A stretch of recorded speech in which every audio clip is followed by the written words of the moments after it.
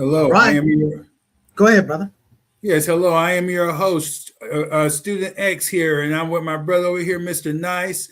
And I like to say that I'm not a politician, I'm not a lobbyist, I'm just someone looking at the same news you are, trying to figure out what's real and what it actually means for our lives. Because politics today isn't information, it's narrative warfare. And most people react, we don't. Right? We're gonna do some reactions, right? But we're not gonna just simply react, I should say. We intercept. We're going to break down the narratives. We're going to tear them apart. We're going to track evidence, test these claims until the truth holds or it collapses. Welcome to the Mutant Ninja Politics Show. Let's run the That's R7, brother. Let's get into it. that's what's up. All right. So now Apple Agnostic is having internet issues, so hopefully he gets that resolved and he'll be able to come on in here. But hey man, I love that. You set it up perfectly. Let's just get to it. You know what I'm saying? What's this? Let me put this picture up here about this is the meme for the show. Chess master or card shark? Why did you create this? What are you trying to say? Yeah, just in general, as I've been out here, on these internet streets, I put out some content and I've had different people from, strangers, friends, and family. Of course, there's a lot of people that agree, and then there's some that disagree. And I love the people who disagree with me because, I never been one to just hang around and have single fans around me. I like to be challenged, and I'm always on a quest for truth, and so I was sent a video, and I went and looked at it and started to break it down. And then I was like, okay, well, man, okay, this is worthy of discussion, So, I figured we just go ahead and talk about it. Did you get a chance to see some of the notes that I was talking about in regards to that video? I did not. That's in that email that you sent me. Yes, yes, yes. So here I'll set the Let me stage. pull that So up. So go ahead. yeah, so essentially, Glenn Beck, he has a podcast, a pretty big podcast, and he is one of those that is still, with Trump. He's a ride or die. It seems like, and he feels like that Trump is, that he has like a master plan here. That there's something that he sees that a lot of people don't see. And initially, that's what many of us were hoping because, I definitely didn't see the Democrats, having, some of the attributes that I was seeing that Trump was kind of talking about. Now, whether he was going to be sincere about it or not, that was the thing that we were going to, have to find out, but in this video, they got into energy dominance as being a foundation for everything. So the main thing, that was being talked about was, again, energy being a bedrock that powers the industry and technology, and gives the nation its leverage, so without it, nothing else is possible, and so the Beck basically says the first term achievement that Trump had was the U.S. a net energy exporter for the first time in history, so they actually exported more energy, first time in history. The second term, the acceleration, they're saying record production levels, aggressive deregulation, creation of National Energy Dominance Council, explosion growth in LNG exports, and so this report was saying that they cripple Iran's oil exports. And at the very least, I think we could agree that they probably have slowed down, right? War, what I'm saying? So, they definitely, I would say, have slowed down. But then the other strategic move that was mentioned was, of course, Operation Absolute Resolve in Venezuela, where Maduro was essentially kidnapped along with his wife, and taken to here in America to go before some sort of, court, which, we'll see how that goes. But in the meantime, supposedly American companies are in control of the massive oil reserves, which, again, is highly in question. It's also cited that Argentina's energy fields under the U.S. umbrella, now. And, of course, Argentina was already aligned with Trump when they elected, their I forgot his name, starts with an M, I want to say, but he's real close to Trump.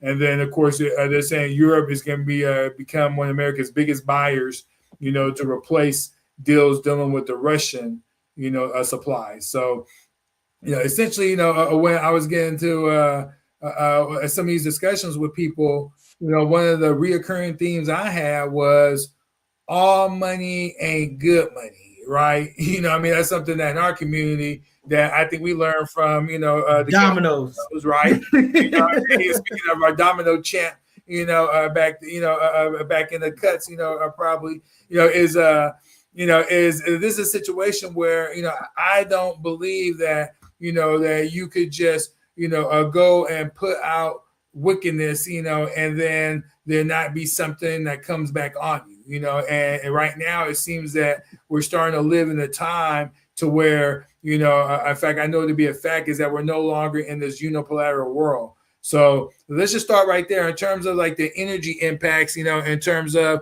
the moves that Trump is making, and they are boss moves, if you want to call it that, right? Gangster type of tactics, I mean, ignoring red lines, ignoring treaties, ignoring international law, and just doing, what you want essentially to gain, your all the energy you can need, to make sure that you're straight, and then you can also sell to others and make some money. Is this something that you see as a positive that's happened from the Trump administration?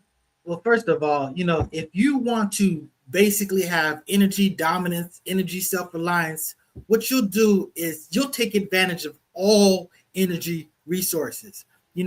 Trump is a person that's been digging into fossil fuels, and he's just like, was it dig baby dig, or whatever his little motto is. I mean, again, I'm not here to debate the usefulness or the practicality of fossil fuels, but we know these other technologies like China, they're tapping into wind energy, solar panels. Just put up solar panels on my house, and trust me, it's been a big difference. So I'm just saying that, if you're really about sustenance, you'll be looking to exploit all the energy possibilities on the table, and I don't see that from him. So I don't think it's about that. I think what I see with him and his policy is mostly that he wants to dig into fossil fuels and exploit that to the best that can be done.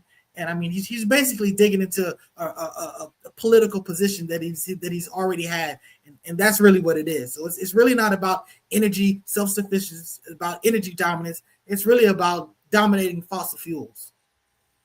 Got it. So if I'm understanding you correctly, you're saying that this is just another attribute that Trump is promoting and toting to his base, but is not essentially something that is a priority?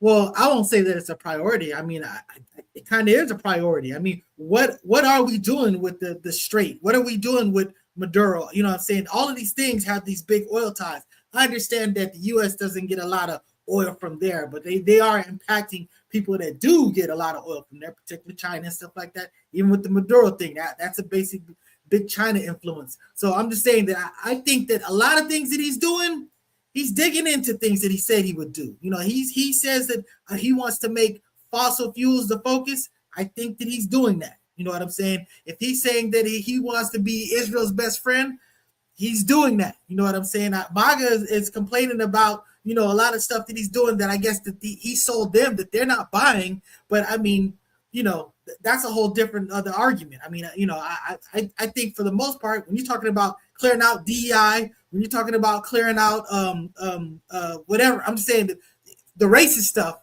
I mean, he's basically delivered on that stuff. So if that's what you support, if that's what you're about, I mean, he's basically accomplished that after a fashion. But guess what? There's real fallout. There's real economic fallout. You talk about the tariffs, all of this stuff. I mean, none of this stuff is particularly working for the economy right now. He says that the economy sucked a year ago. Guess what? It was his economy a year ago. He's been the president for over a year. So if you're talking about the fuel thing, I'm just saying that to me, that's just that's snake oil talk. It's snake oil salesman talk. You know what I'm saying? So, but I do think he's digging into oil infrastructure. I don't think he's backing out on that. And obviously, what he's doing with Venezuela and stuff. I mean, that's not what he's saying. Is that not what he's saying that he would want to do? He's definitely on some empire type stuff, expand and whatnot. So I think that he's being true to form on that level. Yes, and before we go into the next topic here, or the next attribute that Glenn Beck had brought up, was that, I mean, I already said that this is, was an illegal operation, international law, throw it out the window, forget about it. This sets a dangerous precedence in the world, a president inside the world, because the thing is that, what if other nations, begin to adopt, similar strategies and whatnot? I think that's a problem.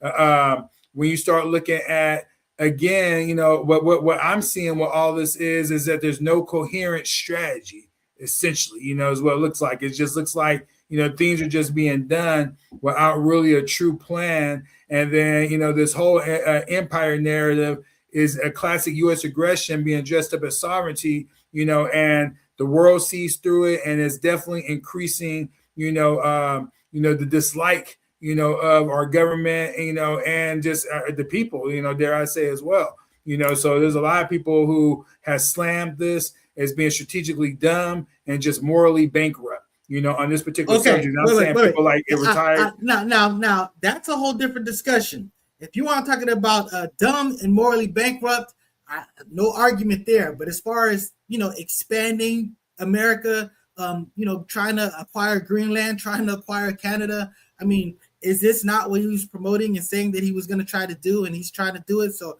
it absolutely is. Yeah. So, we talked about it, before leading up to the election, and then and when he started getting into things, basically what America is doing is according to this Trump plan, what it looks like, and what they said was that they want to divest out of other parts of the hemisphere, come and just really put a foothold and secure this part of the hemisphere, and basically institute what now is being called the Don Road Doctrine, which is to tell other people to keep out, but these are international waters too, and other countries are allowed to have relationships with these, with other countries throughout the world. But then, like I said, because of the empire, this is what they're stressing, what they're willing to do is they're trying to retreat to this part of the hemisphere, and now hold it down, and then, and let everyone else have their sectors, if you will, is what it looks like and what was said. Okay. Let's look at number 2. And this one, I think we'll really have fun on, is because, there's not, I estimate that there's only about, a third of the population now that is, MAGA, and that's dwindling. It's probably closer to 25%, but I'll give it a third at best. So just to be clear, before we pivot on, when you said number 1, you were talking about this, sorry, it's added as a ticker. I meant to add it as that, as a banner. So is that what you're talking about? Energy domination, the foundation of everything. That's what you're talking about? Exactly. All right. So then now, so when you're talking about number 2, you're talking about this the ending the World War II burden. So now what we're looking at is that, what the point that Glenn Beck was making was that, this is why he's still with Trump, and why this is good for America is that, Trump is actually showing peace through strength. And so this is a big thing. And so I have some notes there according to what, now the notes are what Beck was saying.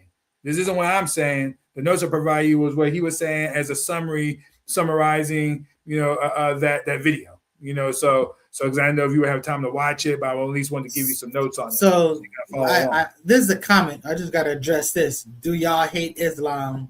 Why do Americans hate Muslims? Yeah, I don't see how you could possibly extract that from what we're saying. We're again, one person is evaluating whether Trump is living up to what he's promised. Another person, me, I don't think he's playing chess or being a card shark. I think he's being a snake oil salesman. I don't buy any other crap. You know what I'm saying? So this has nothing to do with Islam or Muslims. And we're both friendly to Islam and Muslims, like extremely friendly.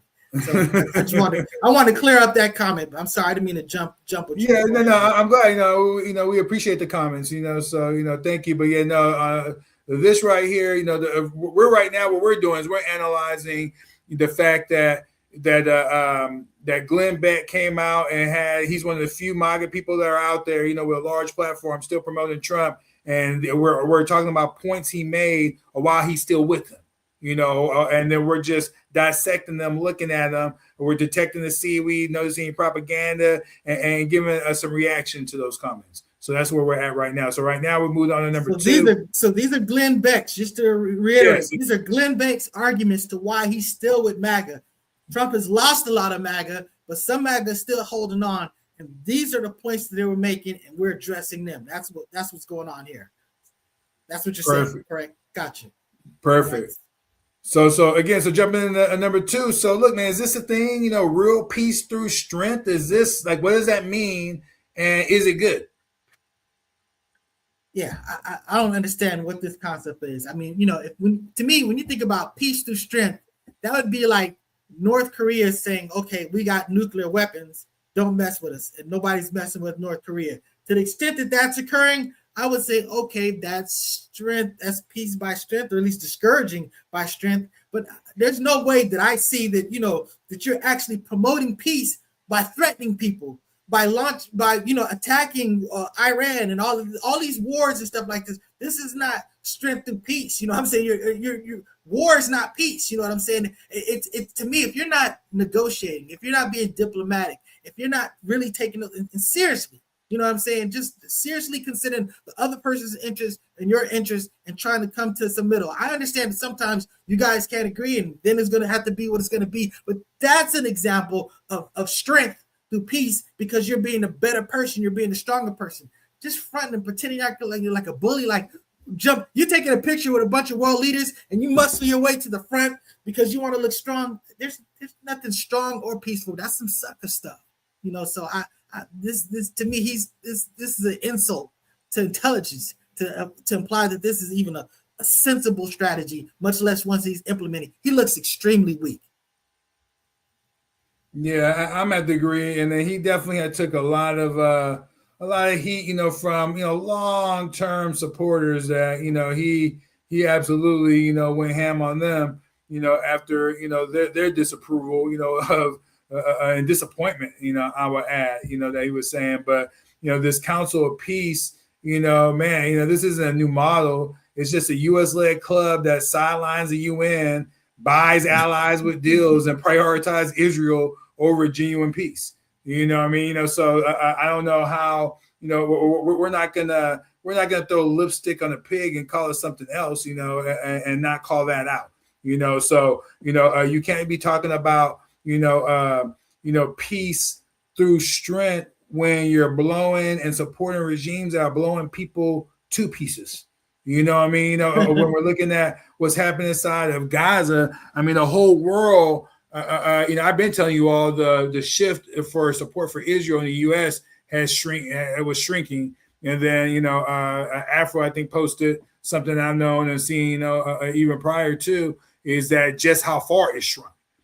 So, this, these tactics that are being used, are not working, in terms of, people aren't buying it. The U.S. military, again, they right now, we are supporting an effort, in Iran that Americans, the majority of Americans, do not see a benefit for our country at all. And do not want us to be committing resources, tools, and of course, American lives, for, this, and so, this right here, I'm not buying it at all on this situation, and it sounds like you're not either. Yeah, well, yeah, I mean, it goes without saying that. To me, the most important thing is right is right and wrong is wrong. I mean, if people are oppressed, I have sympathy for them. If people are wrong, I have respect for them seeking justice. Once you start going beyond that and you're just clearly on some genocidal stuff or some excessive stuff, I mean, again, wrong is always wrong. Just because someone wronged you, stepping it up and wrenching up the wrong to go back, it then doesn't make it right. You know what I'm saying? So, yes, Israel has had the worst PR stretch of maybe the last 4 or 5 years. It's the world has definitely turned on them. And I mean, you should understand that. You should see that, and you might want to try to position yourself differently in the world's eye. But I mean, they're just kind of digging into the craziness. And I mean, I put that largely on Netanyahu, just like I put largely on the craziness attributed to the United States to Trump. Yeah, well, it's funny that you bring that up. Netanyahu is that I didn't even bring it up on the show earlier today because I mean, man, there's so much that we were going over, but I think I just touched on it real briefly, and that was that there was a New York Times article that came out, that front page photo of Netanyahu and Trump, with the article essentially stating that Netanyahu made Trump do it. And so in the details of Mossad director briefing in the Situation Room, where Trump's advisors, aka his sycophants, stay silent during the whole briefing, but then later distance himself from Trump's position in terms of moving forward. But from what it looks like, and I'm not just, this is not just me talking. I'll cite someone who's a former intelligence operative and well known and has through the years made announcements and predictions that have come true, and so he's highly respected. But Ray McGovern, his core claim is that Netanyahu has Trump over a barrel, and he strongly believes that Netanyahu is in possession of some sort of Epstein video or photo compromising Trump, possibly involving underage girls. And now keep in mind, this is from someone, and before we go any further, this is from a gentleman who voted for Trump. He voted for Trump, So he was, he's not, nowadays when you're dealing with MAGA, and then you're saying something against their Lord and Savior. I mean, when it's against President Trump, is that, they get really emotional, over the situation. It's really strange, the people who are still, holding out, and they'll start calling you libtard or a Democrat, not knowing nothing about you, of course, and what your position is. But, right now, a lot of people are turning on Trump, because there's smoke, there's fire. Right. And so right now, there looks like that, in this article, it seems pretty, it basically is not giving us a smoking gun, but it is, definitely pointing us in the direction, to where a lot of us feel like is that, why is Trump like so stressed? Like if you like right now, there's reports behind the scenes that, that people, they're bringing him information, they compare it to him like, when one of those drunk grandpas, where, don't say anything that make him mad or upset because he's just going to start, going off the wall, and it causes that's a great analogy, and that is his personality. But I would like to say, if this is the same article that I'm thinking about, because they were talking about not only like Netanyahu was basically in a Situation Room, and JD Vance wasn't there. Like basically, like JD Vance was basically saying, look, we don't necessarily see eye to eye on everything, and he welcomes my comments and stuff like that, but I'm not going to basically trash him in front of you. That was the pivot. So when they challenged him about it, the media, he's like, look, if I had a criticism for what he was doing or what he was thinking about, I'm going to basically leave that between me and Trump. And to talk about that situation, you got the impression that Netanyahu definitely was selling them on it. For some reason, you and Tucker, I'm not saying you, but what you presented, that the person that you talked about, they want to make this about Israel having some type of blackmail. And I mean, it may not be that complicated. It may be as simple as the fact that he convinced them. I mean, you know what I'm saying? I don't necessarily, Trump doesn't strike me as the type of person that you're really going to extort into doing something, because he just basically, if you're going to say, okay, well, guess what? I'm going to put this out there, and you know what he'll say? It's fake. You put a video out there, he's just going to say it's fake. He is going to basically say he's going to run the same game plan, and the people that are his disciples that suck from his teeth, they're just going to buy it. So I don't buy that he's actually, bent over a barrel or being threatened or any of this stuff like that. Because at the end of the day, he's going to do what the hell he's going to do. The thing that they loved about him, that's something that he's basically been consistently. What the real question is, I question his sensibility in making the best decisions. So again, I definitely think Netanyahu convinced him, has his ear, and I got the impression that JD Vance was basically trying to push back on this, and it basically got him out of the room. So again, I'm not trying to make excuses for JD Vance, not trying to make excuses for Trump, but it's kind of Occam's razor. The simplest explanation may be what's really going on. Yeah, and I tend to lean with the latter as well too, being that I don't know that Israel has a smoking gun on Trump. I can't say that. But at the very least, the convinced Trump, is economic angles, have proven effective, right? That's something that that he's known to bite on. And then I still you guys always we talk about conspiracies and whatnot, and this is one conspiracies happen. Conspiracies yeah, happen. conspiracies I always tell you. yeah, they definitely happen, but this, at one point, we were coming into this election, it still was kind of undecided. Then Trump gets shot in the ear, and then we go into the Democratic convention, Republican convention, and in that same period of time, something happened in that time where all the cases just all simultaneously got dropped, and then he was walked right into the presidency. What I mean? At that point, where everyone completely disgruntled with what was going on the Democrat side, but there's still people who are going to vote for who they consider the lesser two evils, but yeah, it's it's a lot going on, to say the least, and people are still trying to figure out, what's really going on, with Trump here in this particular situation. Okay. Now the other thing that Glenn was talking about here was the military restoration and the quiet space revolution. I'm thinking, like, my God, we're talking about military restoration, and then we're exhausting, missile supplies, or maybe just trying to get rid of old stuff, And then in terms of space revolution, I'm like, man, we over here messing up the world, the Earth itself, and now we were ready to go in space, huh? So, but I get it. The space is where where things are being fought, and right now, again, one of the more key changes in the effectiveness of Iran this time around with Israel, and then the attacking, U.S. forces, is the fact that they are tapped into Chinese and Russian space recon.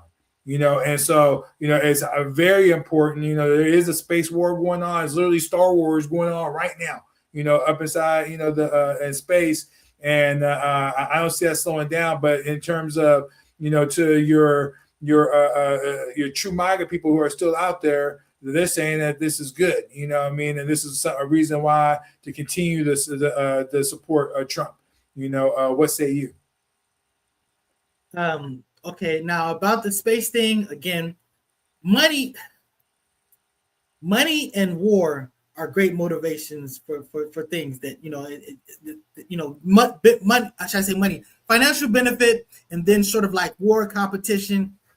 These are great motivations for exploring very expensive tasks. So when you talk about the space races, the original space race, that was America and Russia. Russia was already in space, so America was racing to get somebody on the moon. We haven't really been doing a whole bunch of stuff about the moon, but China starts talking about basically building a base there. Next thing you know, the Artemis program is off and running. So you're absolutely right. There is a space war going on. It's a technology war, but it's also an empire type thing. You're basically trying to conquer the new frontier. So, there is something to be said there. But the technology, it's all tied. The stuff that we learn from space, there's day-to-day stuff that we do all the time that's dependent on it. Microwaves, basic stuff. But there's, the satellites. There's just great technology, great need to basically feel this to compete with those that you feel that you're your threat. China is not necessarily our threat, like our enemy, as much as basically, and I hate to say our, because I don't consider myself part of any of this stuff, but China is not so much an enemy as much as a big force that the United States feels compelled to compete with, as far as advances, as far as whatnot. So that is going to drive, this competition that you're talking about, and it'll bleed over to weaponry. You talk about how Russia has done a lot as far as building up their nuclear arsenal.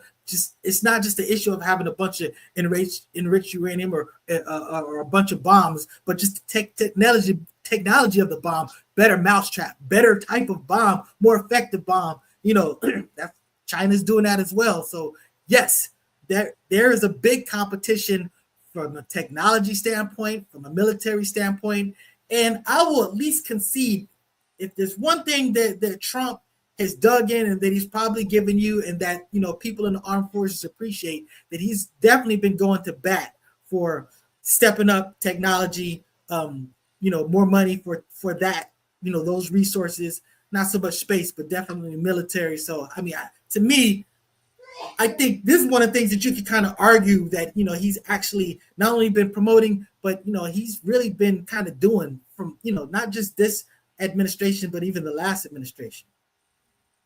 Yeah. I was, as the one who actually established Space Force, I appreciated that, and the new frontier, if you will. Just unfortunately, I've seen what our military has been doing, and don't get me into the conspiracy theories, involving space and extraterrestrials and whatnot. That's a whole other subject, But so I'm not mad at it. I can see demons. They said they were demons. Yeah. Transdimensional beings, to be more precise, but yeah, now I can see how people could be really excited about, that direction, especially, being, a proud American, patriotism, and your military program, that those are all something to be, I can see people getting excited over, but unfortunately, the risk escalations and the domestic costs because of such said actions that the Trump administration is engaged in, it is deterring from those efforts, and then hurting being able to invest and really truly be able to focus in that area. So I think that when it comes to space, when you're at a time of peace, that's when we have the most to gain. Think about the International Space Station and the joint type of missions, and just think if the world was working together, in terms of its exploration and knowledge, how much more it could get determined. We're both big sci-fi people. We both rock Star Trek, Star Wars. So you're talking about the Federation. You know what I'm saying? We understand the benefits of working together. They, reinventing the wheel is not the best way of using your resources. One of the best way of using your resources is you figure out their thing, they figure out their thing, you guys figure out how these things go together, and what's pushing you is not just basically the financial benefit, but just the desire for excellence, the desire for the best machination of this thing, and working together. You figure out something and sharing this information with the scientific community. You know what I'm saying? So that's something that I'm never going to discourage. I mean, that's important, and it's going to be a big part of how humanity, pushes forward through history, future history. Right. So now number 5. So this is one to where. Oh, my bad. I didn't realize that you had actually done the. So that was we already did that. You already up to 5. So that we said the numbers. So that was so we talked about the hemisphere thing, and then so what we just talked about here was military restoration, quiet, space revolution, and now you're pivoting to number 5. So here I'm about to copy and grab number 5 over here, and of course, it's not grabbing.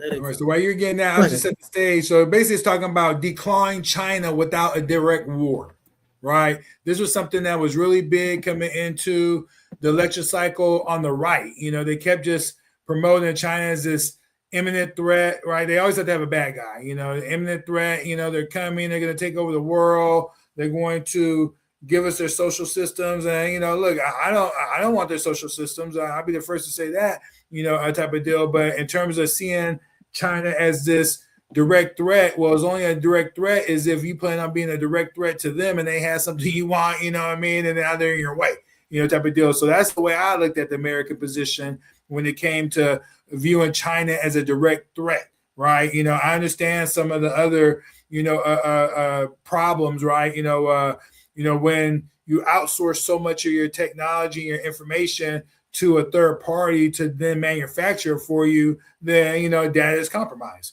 and so there's definitely been, patents that have been infringed on, and guilty. I own a lot of jerseys, and not none of them have come from the NBA store, NFL store, or hockey store, or soccer store. I might have a few, one or two guys bringing around, but they were gifts. You know what I'm saying?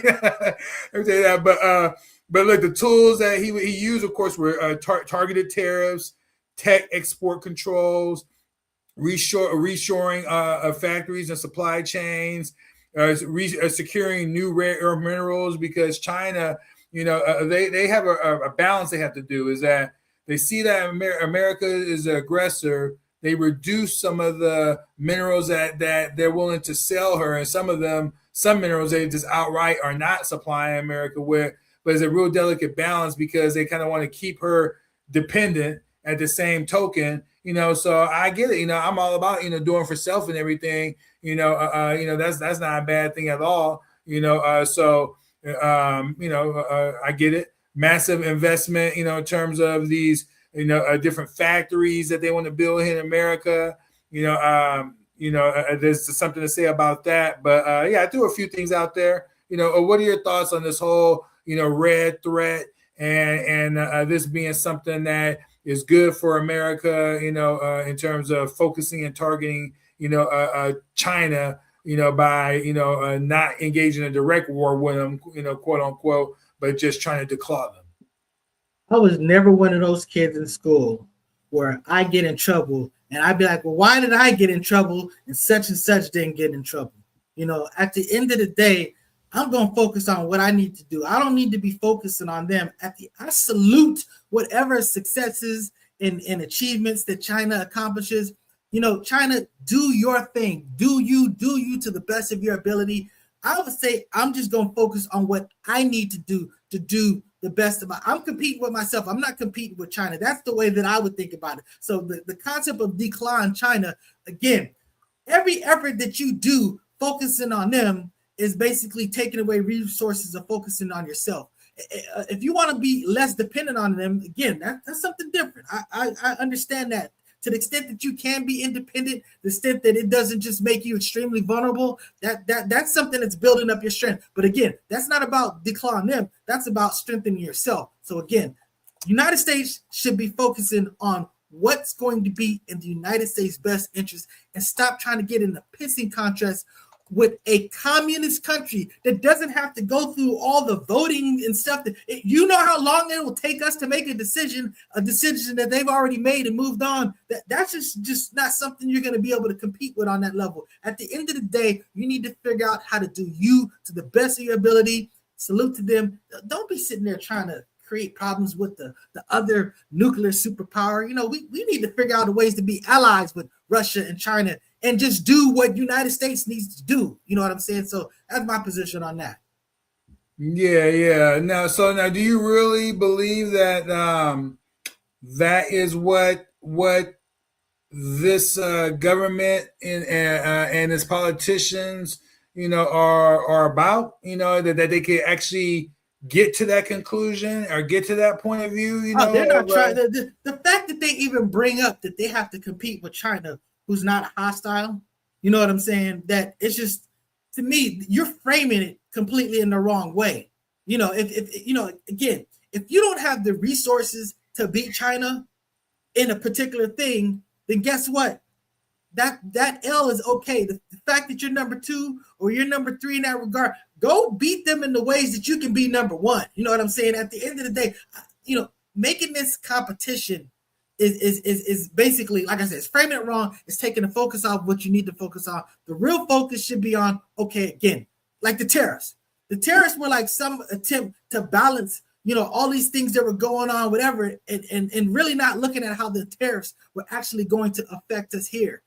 And it's like, you can say that, well, look, if we basically discourage you from using these other products and you use our products, again, the infrastructure is not built up for that. If you're okay with riding the wave, that long wave of driving the prices way up, then okay, accept that as part of the process and lead with that. But he's been talking about I'm going to bring the prices down from day one. I'm going to make all this other stuff. And then basically after he sold you some of that snake oil, then he goes, well, look, you're going to deal with high prices. It's just going to take us a while for we're going to be able to bring our prices down. So if you're asking me, what are the politicians? The politicians are bullshitting on that regard. They are not focused on what America needs to do to be its best version of America. They're basically worrying about trying to keep up with the Joneses. You need to ignore the Joneses. That's my position. All right. So now, last but not least, is one of my favorites. And I'm not saying that in pun, but I've actually have said that I can see and understand how this could be true. And I can see how it's possible that it could be really great for America and people too. And that is the dismantling of this globalist machine. Okay. So, of course, the right, asserts that Trump is simultaneously fighting an internal and structural battle against systems designed to manage America's decline. Okay. So he goes on and talks about some of those problems that he sees, in terms of the rolling sovereignty, the open borders, endless regulations, the COVID crisis. You and I have talked about that, and then, of course, Biden policies accelerate that damage. And so Trump's response is to, basically correct those wrongs, fix a lot of those situations, and then go from there. So where are your thoughts on this? Is this what's happening? Is there some sort of reset, that seemingly is taking place that Trump is trying to orchestrate? And, if so, is it good for America? I reject the framing of it like that. I understand that there was a mismanaging of border policies under the Biden administration, but when they worked out a bi-party plan to deal with it, it was torpedoed strategically, politically by Trump for the purposes of political gain. So correcting a problem is correcting a problem. So, you got to address it. To me, it's not about who fixed it. It's really about getting the problem fixed. But I reject that framing because he was part of it. He was part of the problem why it wasn't fixed sooner. Okay. But when you're talking about the global machine, I really don't even understand the logic of this. I mean, I understand economies of scale. I understand the benefit of working in a global community and getting benefits of the fact that someone can do this thing. Your iPhone costs so much because of China. We actually sent them the technology. We sent them the expertise about that. There's a dude who wrote a whole book on it, how the United States financed all these factories in China. And basically that was the technology that they used to not only build, like Apple and stuff like that, but, they used the same technology for, weapons and all this other stuff. But the bottom line, it was the infrastructures that we put over there. And for us to not exploit it, as from a cost standpoint, I mean, to me, that's not necessarily being the most efficient. So again, back to my other point, it's one thing about being dependent on something from a strength standpoint, but it's another thing about economies of scale and basically bringing down costs, there's certain things that we can't produce. Like, my understanding is that vanilla only comes from Madagascar. So the bottom line is, if everybody wants vanilla, we got to get it from them. What we're not going to do is be like, hey, Madagascar, you're going to have to buy the exact same amount of stuff from us as we're going to buy from you. That's that artificial economic influence that's just going to create problems. So again, I don't think the global economy is our enemy. I think, again, the world, we all have a responsibility to each other. We all share this world. I understand we have our borders, we have our cultures, we have our differences, but at the end of the day, it behooves us all to work together after some fashion. So again, I promote free trade amongst, different nations and stuff like that. If Trump wants to say that, look, we got problems here, we can't be spending too much money over there, we need to focus our money here, that's something I can rock with. You know what I'm saying? But I'm just saying that doesn't seem like the case. What seems like the case is basically he's taking bad policies it may be selling it to you as America first or whatever, but it's things that are making America worse. So again, this is the one out of all of them that I probably have the most problems with. I mean, out of the other ones, I mean, I can make a stretch, but this thing, to me, it depends what you define as the globalist machine. You set it up by saying built to bring America down. Obviously, anything that's built to tear America down is not in America's best interest. But I'm just saying that I don't know that that's how I would frame or describe the global machine, at least as far as economy, as far as science, as far as these things that we can share resources, basic stuff. You know what I'm saying? Our military, American military, needs to be American military. It needs to be as independent as possible. But when you're talking about all these other stuff, we have limited lifespans. Let's figure out the best way for things to work while we're still here. Right. So, I remember that, to me is a little doubt that there are people in this world, and let me frame it like this, is that, it used to be to where like nations were like the most powerful institutions on the planet. But then, you start having businesses and finance, and then, other entities and people began to be even more powerful than nations, right? So there's different people who are out here, that have influence, have a lot of wealth, and I'm sorry? So Elon Musk, Bill Gates, all type of people. I mean, people we hear about, but I think the most famous ones are the ones, or not famous ones, but the ones that are the most powerful are the ones you don't hear about. Right? The ones that they don't call themselves like their families; they call it the house of such and such. I mean, to where the wealth goes really, really far back. So when you have this out there, and you have people wanting to shape the world in a certain type of image or move in a certain type of direction, I think that definitely goes on, and it's going on. And, so I think there are other people who felt that as well. And we saw it like, with like our borders, for example, I'm definitely, I'm definitely for, it's encouraging travel both here and abroad. But, there was, little doubt that there was a big problem with, the security of our borders and the amount of undocumented individuals, regardless of nationality, that was coming inside the country, and then you had a one group of people who were like, man, this is chaotic. And of course, any, rational thinking person would think this is chaotic. But then you had another group of people who were saying, no, this is okay. Let's just let it be. I don't know if they were saying that. I don't know if they were saying that as much as they didn't prioritize it as much as they should have. Well, I think that's a little bit of coloring from the right, but Well, let's look at it. And so with Biden, there were clear policies in place that has shut it down, effectively closed the border, and definitely deterred, undocumented individuals, coming into the country.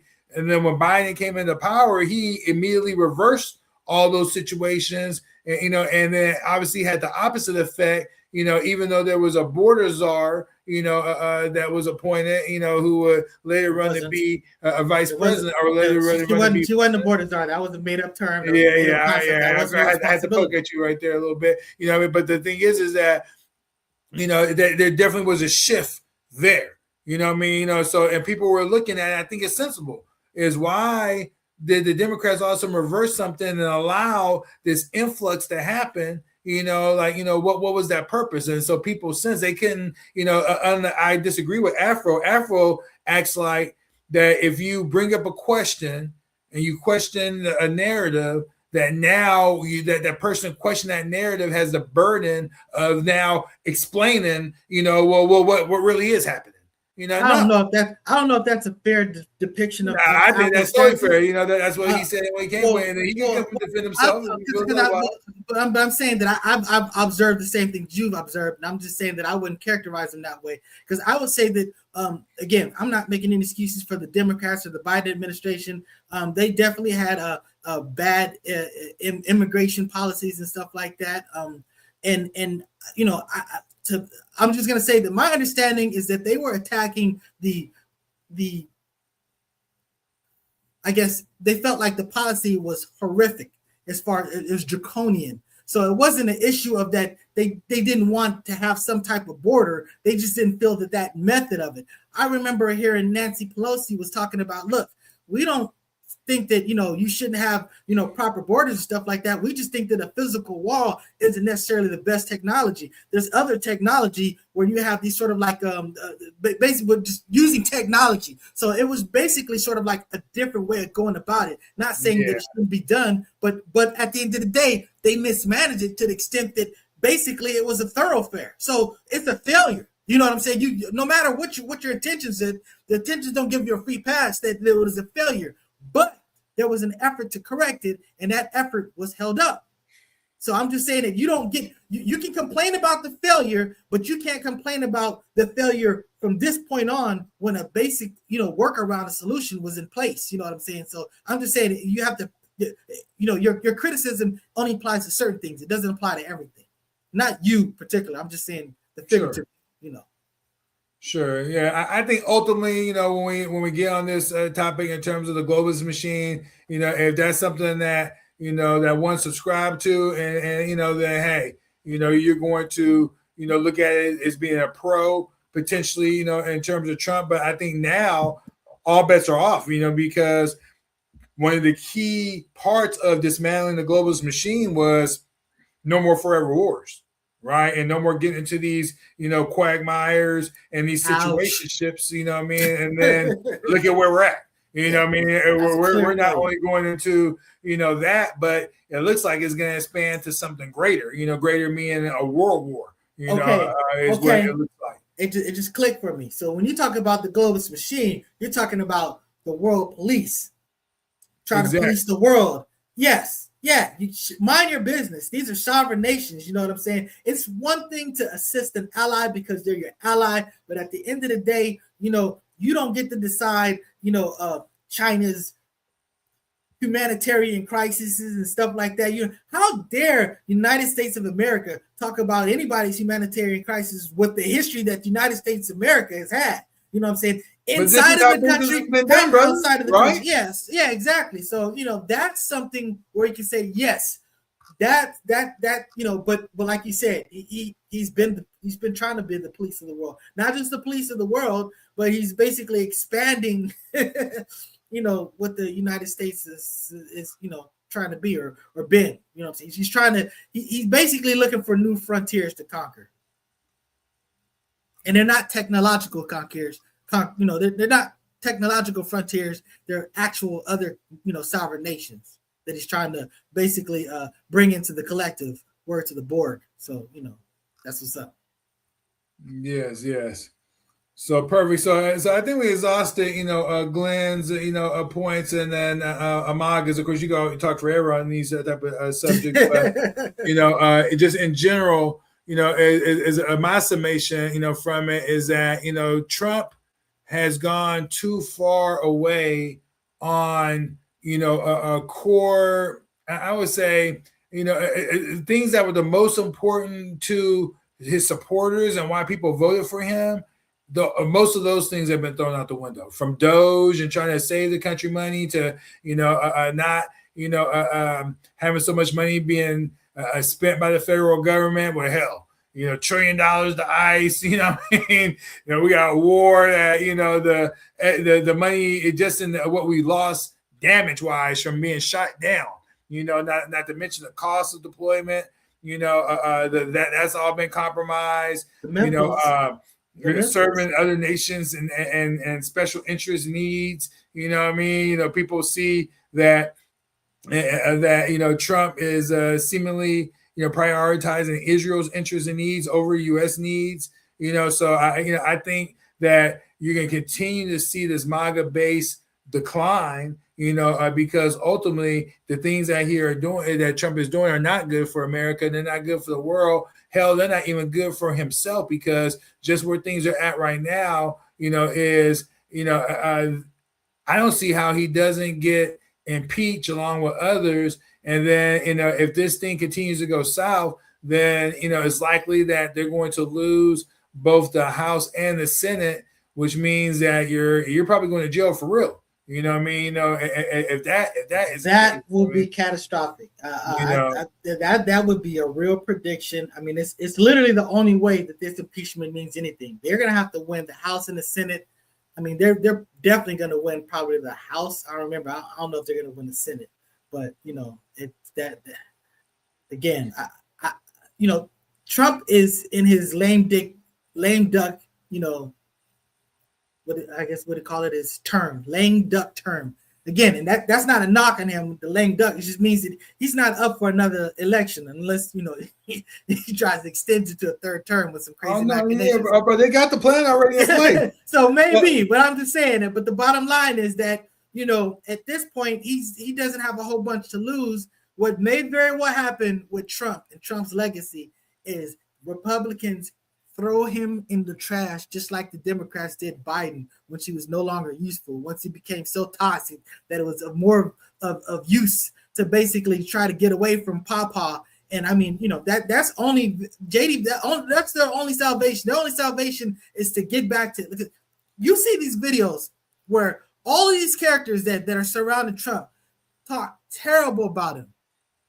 Then they get with him. He gives them a job, and then they're really managed. Maybe sometimes they're like super appreciative of him, but then once they get away from him, they sound back to how Marjorie Taylor Greene was sounding, and it makes you wonder how serious these people are once they're on the plantation, as opposed to once they're really be able to freely speak, you know, their mind. So it's going to be very interesting to see how this election plays out. The midterms are going to be a bloodbath. But you know, as far as the next election, that's going to be very interesting to see. yeah, it's funny, you know, you pick those words because the thing is that if this goes being the Iran war, and like I said, but people want to forget about what's going on in Russia.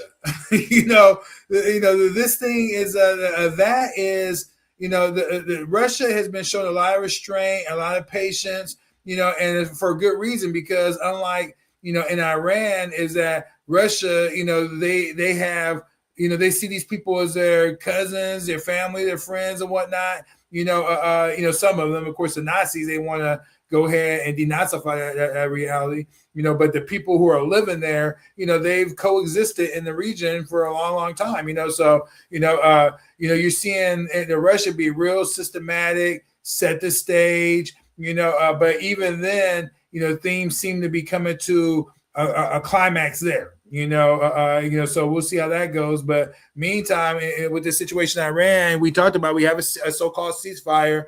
The ceasefire is the one area where I was a little wrong on that. I will submit, and it's not that I was wrong. It's just that, you know, when you're dealing with intel, things are constantly changing. But one of my predictions is that I didn't see why Iran would let up anything that they're doing, you know, and let there be any pause, you know, inside of these efforts, because they knew they weren't going to get anything serious or significant in terms of negotiations from the Epstein, you know, regime. You know, that was going to happen. You know, so but you know, what I've been observing is that, you know, Iran ultimately did say, you know, they slowly, you know, came into a ceasefire. You know, even though Israel tried to end it by just brutally killing 300 plus civilians inside of southern Lebanon, you know, but, you know, during this time, what we have been seeing that Iran has been doing, and this has been, I mean, man, I've been shocked, man, the amount of military cargo planes flying into Iran from China and Russia is outright staggering. You know, is they're being re-equipped, rearm, even though Trump said he talked to China and they agreed not to supply Iran with weapons. Look, man, you know, China don't even need to supply Iran with weapons. They could just keep giving them the space recon and intel, so they help with the targeting package of Iran, because that's made them really deadly. Russia just literally got finished giving Iran target packages in Europe that's making drones the supply, you know, not only, you know, Israel with drones and America with drones to attack Iran, but also to be used against Russia. So that, you know, so now, you know, it's no fun when the rabbit has a gun. You know, America was using Ukraine as a proxy. Now both China and Russia is using Iran as a proxy in this conflict, because both China and Russia, in particular China, but both of them depend on Iran. This Iran was real central in terms of the BRICS,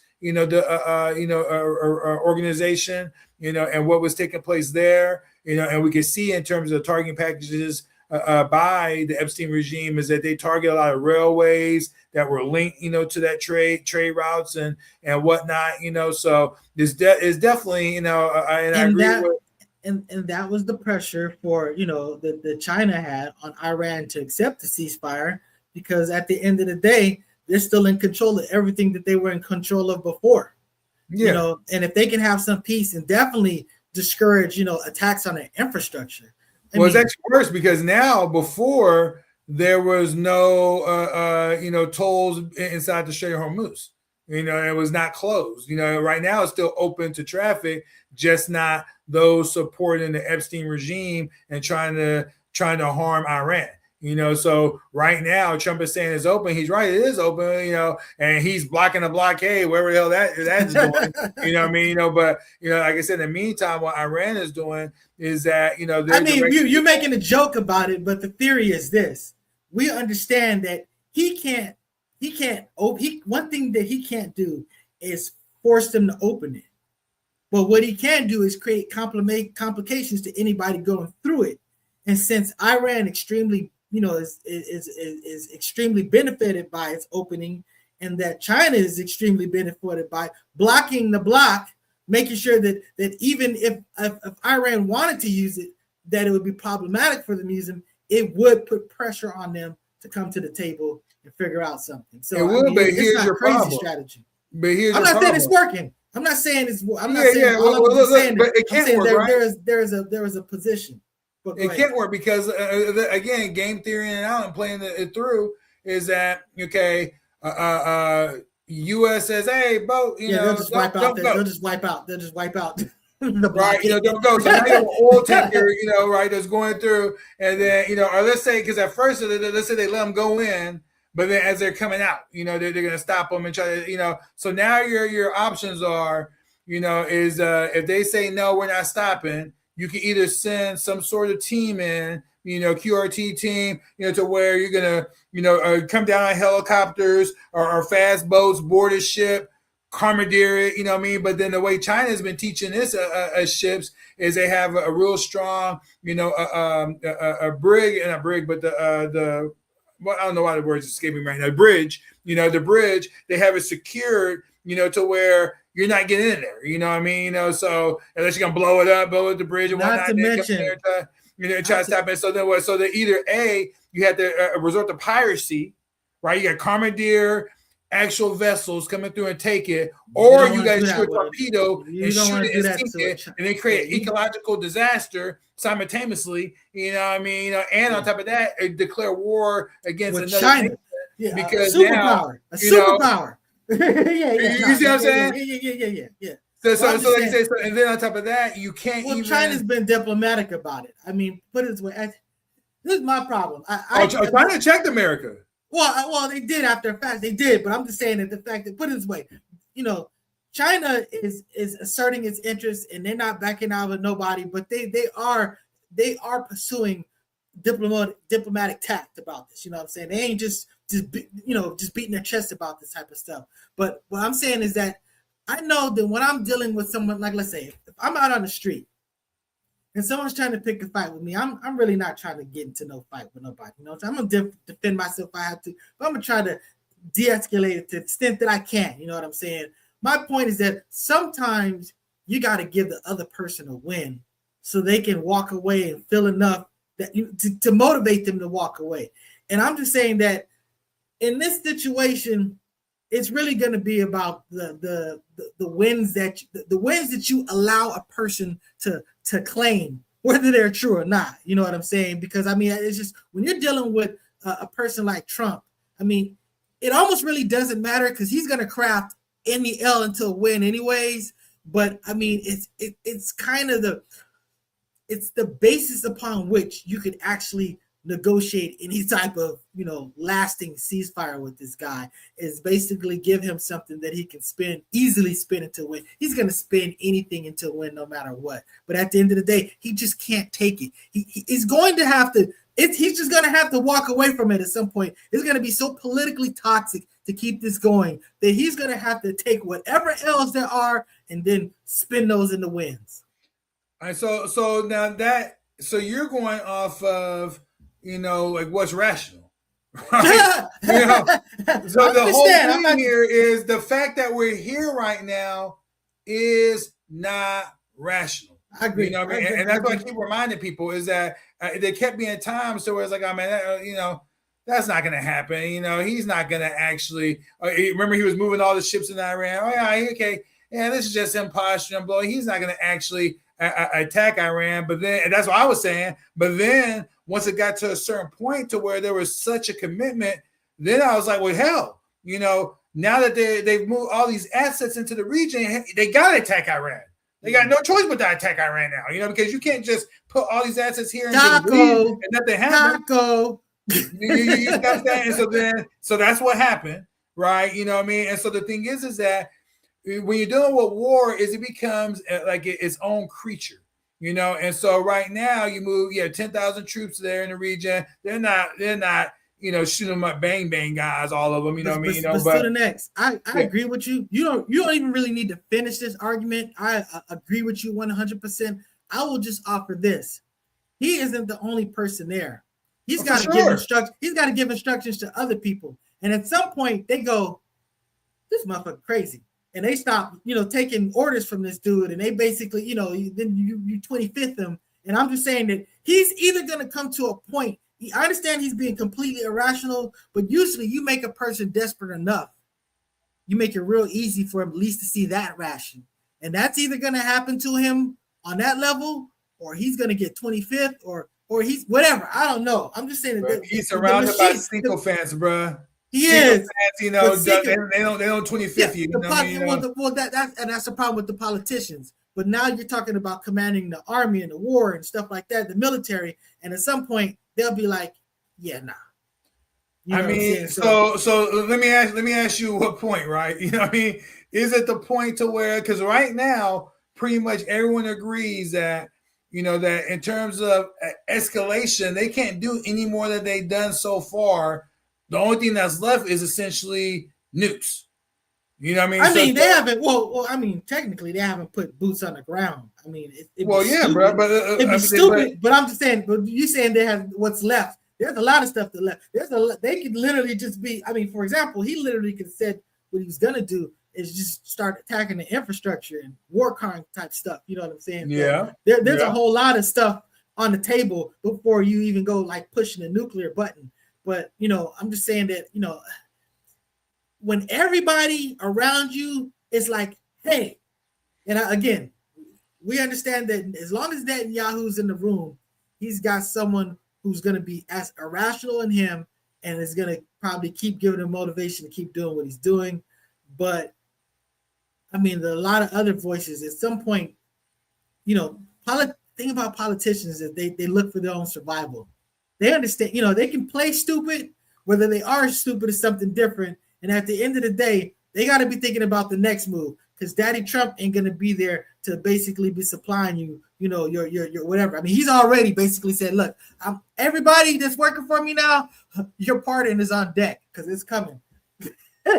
You're right. The fallout for all of this is coming for all of y'all. So, you get your pardon, on your way out with your lanyard, and what I'm saying? That's just what it's going to be. So, it's just a messy situation. But at some point, even Trump, put it this way, I hope he's not the Mad King. I hope that's not what really happens, with him. But I guess I have greater hopes for him, maybe you do.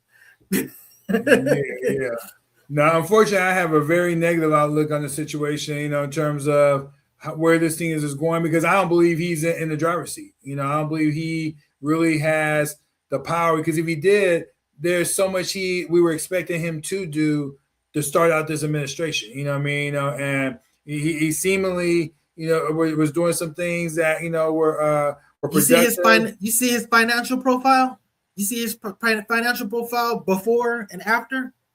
Oh no, yeah, He's doing exactly what he wants to know. He's being extremely rational about doing for Trump. So he's doing for his buddies. The whole Epstein thing was about protecting his friends. The whole all these policies and stuff is basically throwing money. He's making the stock market go up and down. So when it goes down, everybody buys. It goes back up. It goes down. Everybody buys. I mean, he's making money hand over fist with his crazy policies. So I don't know how crazy he is. Right. No, I agree. I see what you're saying. That there's we're gonna find out because there's some things that if he puts boots on the ground, in this conflict, pre midterm elections. Oh my goodness! They might lose. They might lose the Senate. They might if that happens. They might lose the entirety of Congress. I don't know if they're going to do that now, but if that happens, I think the chances of that go up exponentially. It's going to be a bloodbath. How much of a bloodbath? I don't know. I mean, maybe that's even why he's like he actually picked a rational CDC person, not because she was a woman, not because she was black. He actually picked someone who was qualified and it was basically, for the science and the technology and all this other stuff that was sort of like against the guy that he's appointed as like the head of, health and all this other stuff, who's head of the Maha movement. You know what I'm saying? So, maybe desperation has forced him to make some responsible decisions. But the way that article I read posted it really sounded like they just like, look, we just need someone that doesn't sound crazy. Yeah, her. Yeah, you know what I'm saying? So that's a terrible way to govern. That is terrible. Man, well, like I said, we'll see. We'll stay tuned. In closing, what I wanted to do just real quick is just talk about this is the first time we did a Mutant Ninja Politics show in a while, so I appreciate you, being here, brother. And then, then I've been in the lab, if you will, really doing some shuffling. I'm gonna introduce some things to you in the coming days. In weeks here as we get things, tighten up. But essentially, I feel like we really put something together, here real solid in terms of this show. So we're going to stay on the fact that we're going to be focused more on political analysis, but we're going to look at decoding modern power narratives and the geopolitics, and we're going to structure it as an investigative analysis, but using cultural metaphors drawn from what we would call modern geek culture, if you will. And so we're going to blend in the politics with data-driven analysis, investigative methodology. Of course, we still have sports strategy, thinking, and then we're still about the comic, sci-fi, gaming. So you're going to see a lot of metaphors and themes, there. But the whole thing is just to really focus on helping everyday people to understand how political decisions impact our lives, our wallets, and our communities. Okay. So the one thing that we're really going to be factoring on, I should say three things, is going to be our facts. We're going to use logic and we're going to identify patterns, and then our mission is going to be to seek, intercept, and neutralize deception, and we're going to achieve absolute clarity. Now, through our time that we've been interacting, you guys are often ask me, oh man, well, how are you getting this information? How are you coming to these things? And so I had a process, but what I wanted to do was I wanted to articulate it and develop it into a true analytical method, and form an actual methodology. So the way that the show is going to be structured, is going to be like similar to a deconstruct, where I want to do a couple episodes a week where we essentially we do our headlines, we talk about stuff, and then we come back, we pick a topic and we deconstruct it, but using this investigative methodology, that I call the R7 Recon Strike Framework. And what that is it's the R stands for Ronin. So you can see a theme, right? Ronin ninjas, R7 Recon Strike Framework. And so it's a 7-stage, analytical interceptor designed to hunt down deceptive narratives. And so I broke it down into, again, these 7 stages. The first stage, the R1, that is the ignition stage. That's where we're going to detect. That's a signal. We're going to detect and find the narrative that's being promoted, a headline, political claim, a viral a talking point. And okay, well, we still might react emotionally to it, but once we identify that signal and it's identified, we're going to start examining it. We're going to ask some questions like, why is this a narrative appearing? Why now? And then we're going to get into the R2, the mock break is what I call that. And that is the deconstruct. So we're going to breaking through the sound barrier or the political mock break. Yeah, mock break. Oh, as in mock MACH. Yes. Gotcha. Mock break. So you can see a theme, right? And so we're going to remove the emotional language, the partisan framing, the media talking points, and what's left is the raw structure of the story. Okay, and so we're going to deconstruct that. Then we're going to go into the R3 stage, what I call the data link. That's the evidence collection. So our sensors are going to be open. We're going to, gather information from all different type of sources, documents, legislation, economic data, historical precedent, expert analysis, raw footage. No conclusions yet, just only collections. Then we're going to go into what I call the R4 stage, the whole stress test, the verification stage. That's where evidence is placed under extreme pressure. The information that can't survive, we're throwing it out. Cross-check, we're source validated, contextual examination, we're gonna deal with the facts. Okay. And then from there, the only thing that continues from this stage is going to be the verified information. Then we'll go into R5 stage, which is the triangulation, pattern recognition. So we're going to, rarely is politics like it just operates randomly. Usually we can find some sort of precedent, historically, power incentives, a geopolitical strategy, a narrative, a repetition. And so we're going to look for those patterns. We're going to expose those patterns. And then we're going to go into the R6, which is what I call the vector projection, this is where we're going to deal with informed speculation, right? So we're going to look at the facts, the patterns, and then we're going to start looking at some informed speculations, and we're going to enter that into we're going to enter that into an analysis mode where we're not guessing. We're just going to look at what the logical projection based on the evidence and historical data, kind of where that's leading towards us too, and then ultimately at the very end, we're going to reach the R7 stage, terminal truth. And this is where the strike is completed, the fog clears, the narrative collapses, under evidence analysis. This is our R7 moment. This is the exact instant where the truth becomes visible, at that point.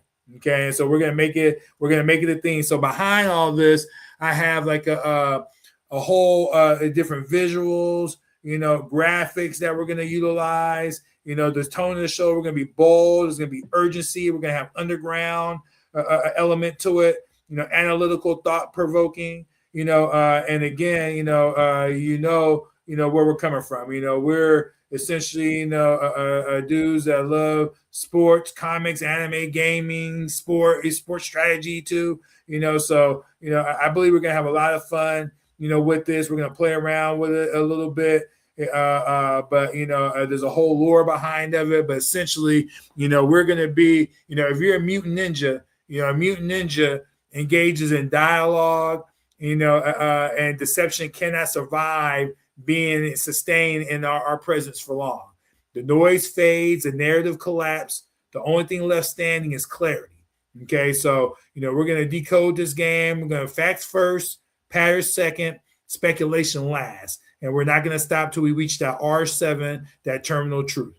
Okay, so that's essentially, how I'm revisioning, what it is that we're going to do with this show. And I'll have more details, of course. Those that participate with us, are going to, watch it. It's going to be in progress. We're going to start from humble beginnings, and then if it grows, then we're going to invest into that, into the platform even greater, and have a lot of fun with it. So, those are my thoughts. You have any questions about anything, brother? You know what I mean? No questions. I got it all. And you know what? These banners are already in there. So, these things will be here going forward. So, this is the whole gambit. So the breakdown. The whole would be HULL. So like think of it like the Star Trek Enterprise. Got you. That's important. Yeah. That makes a whole lot more sense. Yeah. I'll provide notes for you and everything, bro. You know, stress, bring it, man. There So, you like go. I said, I mean, we got graphics that we're gonna show the different stages that we're on. You know, at the time, you know, because like I said, I have a methodology. I don't just run around and just simply listen to a podcast and now I'm an expert on that subject. You know what I'm saying? You know, there is a methodology. Some people do.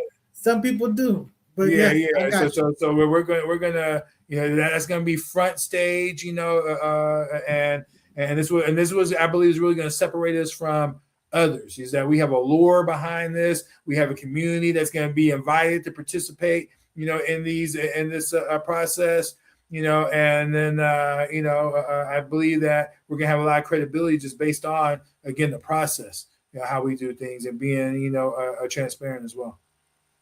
All right. So that having been said, like, share, subscribe. Thank you for catching us live on replay or however you catch it, and more to come. So that having been said, salute to you, Mr. Student X. Alpha Agnostic wasn't feeling well. That's why I couldn't get back in. But the bottom line is, we'll go for it. So thanks a lot. Anything else? It's all good. It's all good. So the outro video is not going to work for the day. We're going to have that in the future. No, that's going to be in the future. So it's just going to be the regular focus up outro. So next time.